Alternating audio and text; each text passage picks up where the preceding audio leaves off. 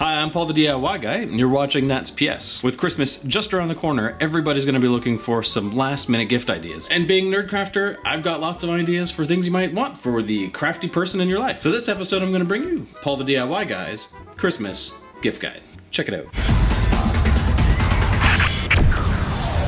First things first, basic materials. Now chances are if you don't know exactly the type of crafting that the person that you're buying for is interested in, you can get them felt. It comes in a variety of colors and is so useful for so many projects. And of course, if you know that they already have a whole bunch of felt, or if that's just not their thing, I also recommend construction paper. It's kind of like felt, but it's paper. Next up, basic tools. As you get into some more complicated crafts, there are definitely going to be some more specific tools that you are going to need.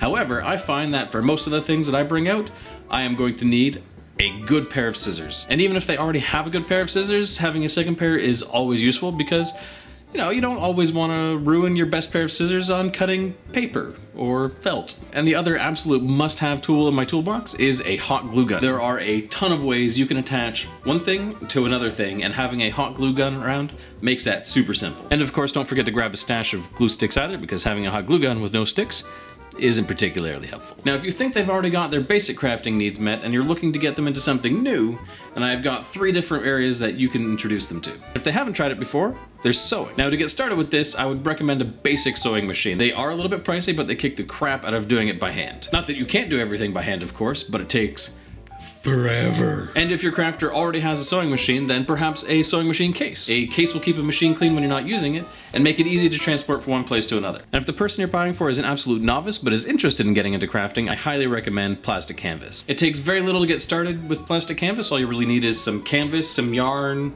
a needle, and some scissors. And the options you can make with this are endless. The nice thing about plastic canvas is that you can either treat it as a 2D and just make something that's nice to look at, or if you're really clever, you can make something in 3D. It doesn't take a lot of skill to get into it, it just takes a lot of patience and attention to detail. One of my latest videos was actually a plastic canvas TARDIS, and although I wouldn't recommend it for the novice crafter, I would definitely recommend it for a Doctor Who crafter. The link for that will be in the doobly-doo. And finally, if you know somebody who's got a little bit more nimble fingers, I definitely recommend cross-stitching. And cross-stitching is one of my favorite crafts. All it takes to get started is some material, some thread, a needle, and a hoop to keep your material taut. One of the advantages of cross-stitching over plastic canvas is that there is a ton more patterns readily available for you to choose from. Over the years, I have made my fair share of scenery, cottages, and cat pictures for family as gifts, which always go over very well. And of course, being a nerd crafter, there is a plethora of patterns out there just waiting in your local retro game sprites. All you need is a picture and a color converter for some thread, and voila! Instant, cool, geeky cross-stitch, which I will definitely be doing some tutorials on in the new year. Well, I hope that kickstarts your imagination for getting some last-minute gift ideas for the crafty person in your life. And as always, if you like this video, make sure to hit the like button.